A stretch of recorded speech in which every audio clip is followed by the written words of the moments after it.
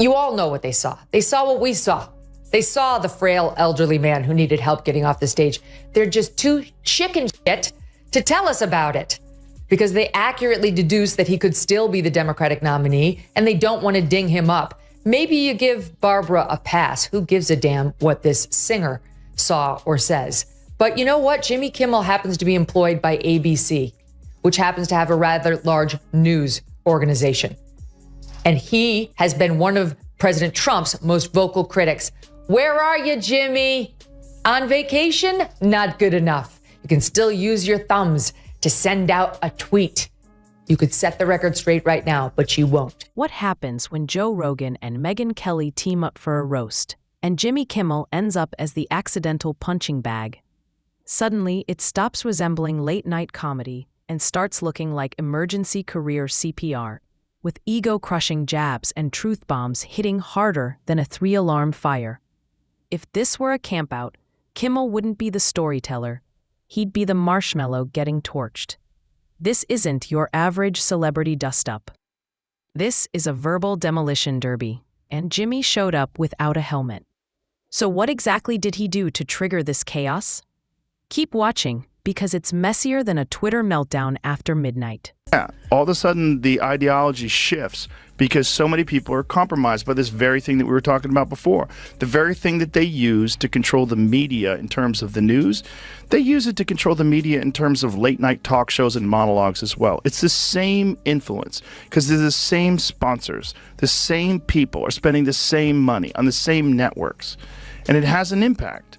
If it affects your livelihood and affects your future and your ability to do this thing that you love doing, which is hosting a talk show, and you're doing it on a network that is paid for by that money, guess what? That affects you. Once upon a time in late-night TV, back when sincerity was optional and comedy was king, Jimmy Kimmel was the lovable jester of beer chug bits and bikini bounce house energy. But now, he's shifted so dramatically, you'd think he had a spiritual awakening sponsored by Hollywood itself.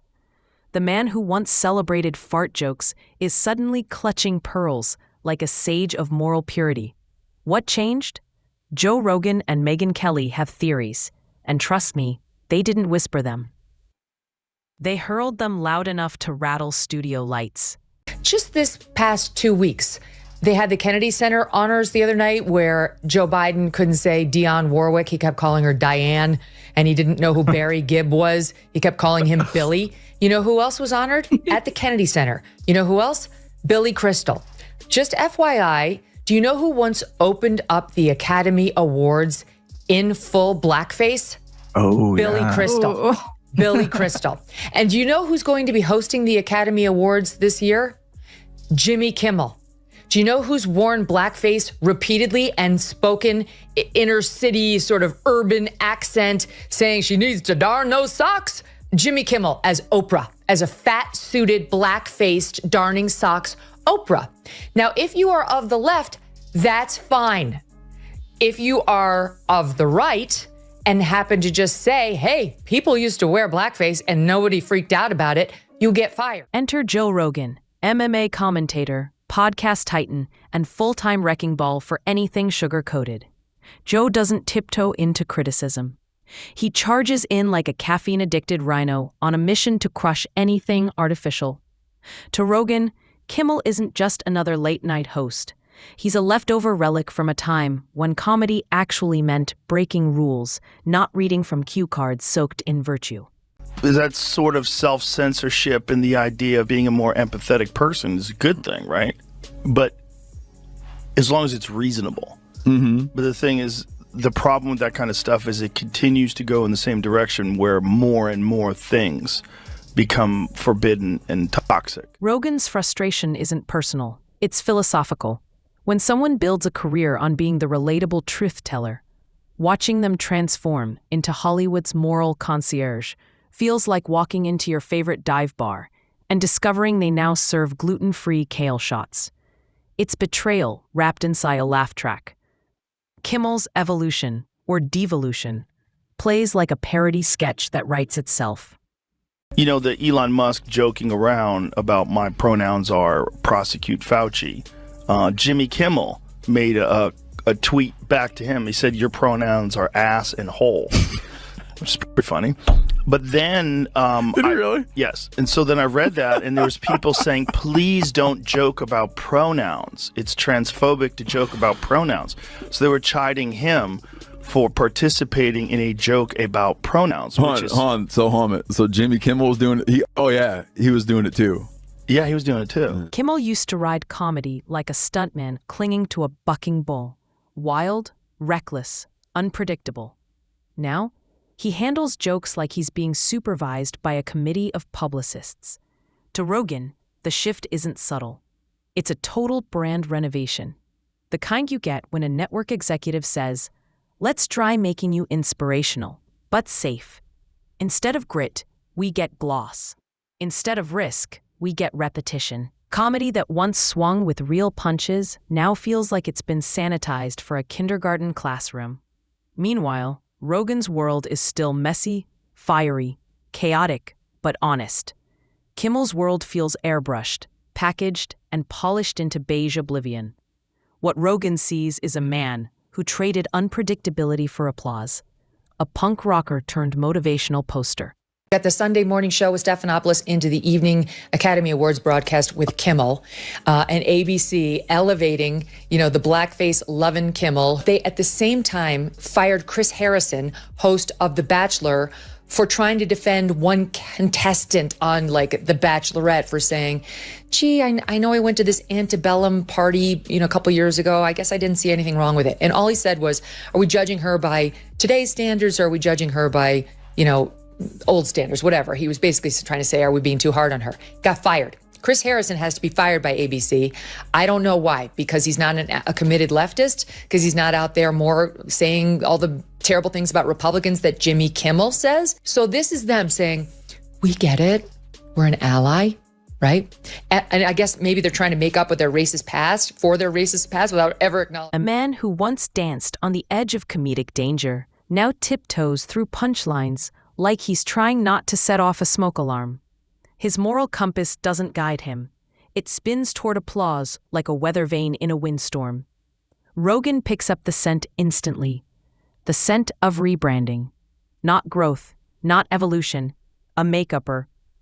Kimmel's jokes now come wrapped in disclaimers, safety cushions, and corporate memos. Late-night TV has become a sterile daycare of predictable opinions, and Jimmy plays the role of head caretaker, distributing pre-approved punchlines like afternoon snacks. While Rogan stays raw and unfiltered, Kimmel feels manufactured, like a comedian dipped in packaging foam. A once quirky voice now reduced to a template. Yes, hypocrisy is alive and well amongst these sanctimonious leftists. From Kimmel to De Niro to Stephanopoulos, they want you to believe they're better than you, more virtuous, more decent. But we all know the truth. They lie. They sin. They do the very things they accuse you of and the things they say they would never do. Evil things. Like try to destroy people based on feigned outrage from which they spare their own side. The media loves a redemption arc, as long as you hit the right talking points. And Jimmy Kimmel? He's practically the lead choir singer. Megyn Kelly tears apart his carefully timed apologies and polished PR moments with surgical detail. She points out that forgiveness in Hollywood isn't earned through sincerity, but through switching sides. Rogan blasts the plastic shell around Kimmel. Kelly exposes the empty suit behind it. Two different styles, one identical conclusion. Kimmel didn't evolve, he adapted. The jokes didn't die, they were replaced by strategy. They were saying that his tweet is transphobic. Do you think in that case, do you think that's him or a writer? Can't you tell?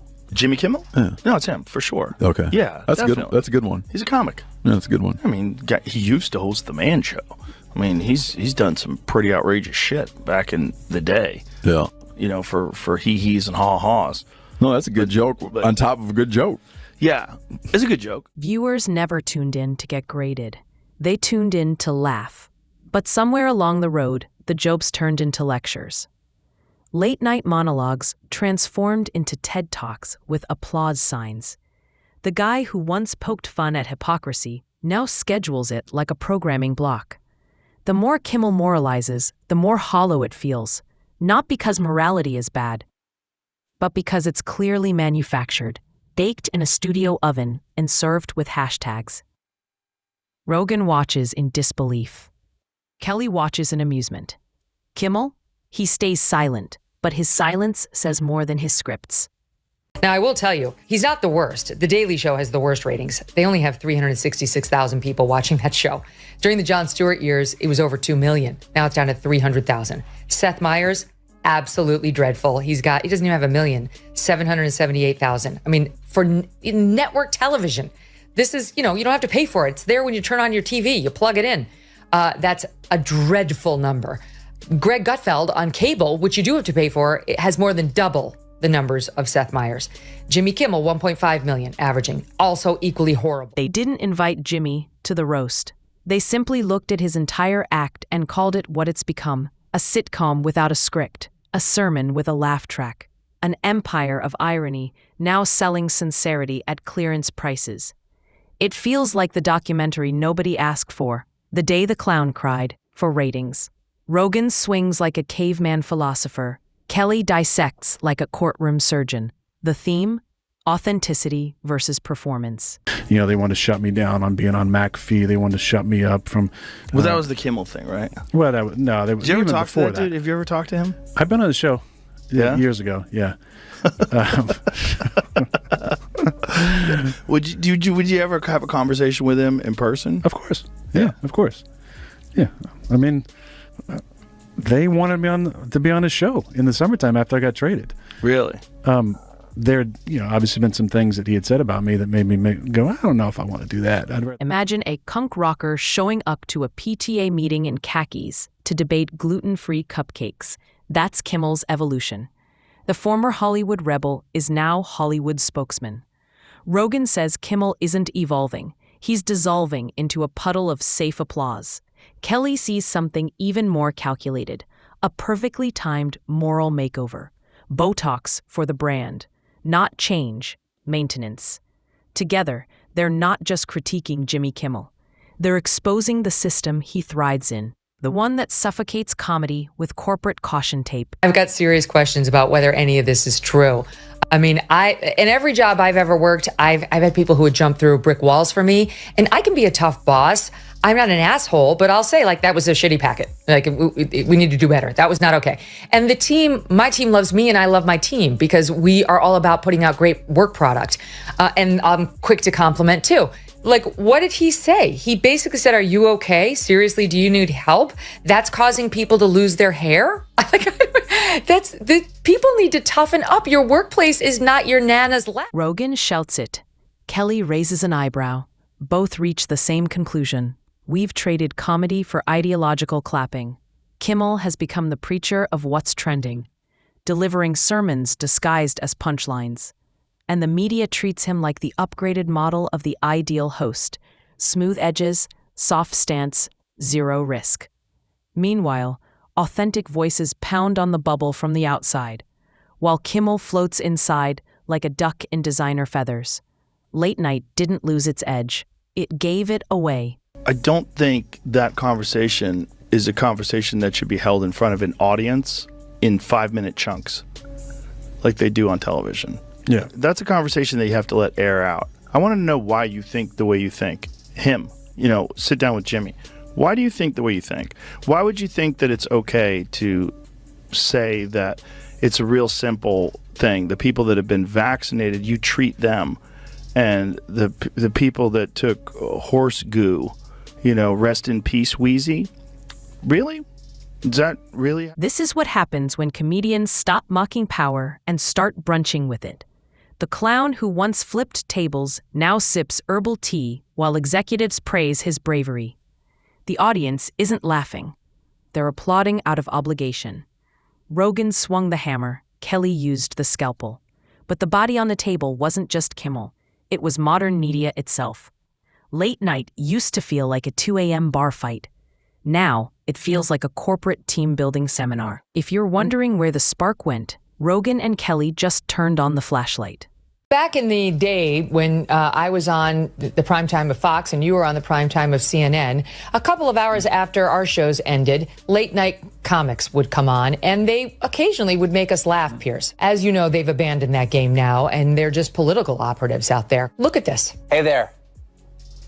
How are you doing? If you watch the show regularly, I'm guessing you're not doing great. It was a terrible night for women, for children, for the hundreds of thousands of hardworking immigrants who make this country go, for healthcare, for our... In the end, it all boils down to fake growth, staged courage, and echo chambers that reward flattery over comedy. Rogan and Kelly didn't just roast Jimmy Kimmel. They exposed the scaffolding propping up his entire act. Not with rage, but with disappointment, with sarcasm, with that devastating quiet smirk that hits harder than any rant. So next time Kimmel climbs onto his moral lifeguard chair to warn America about mean tweets, ask yourself, are you watching a comedian or a commercial? Because the jokes used to matter. Now they're just the delivery system for the lecture. And if anyone is still laughing, Rogan and Kelly have only one question. At what? Welcome to the roast that didn't need a stage. Just two critics, one hollow brand, and a punchline that practically wrote itself.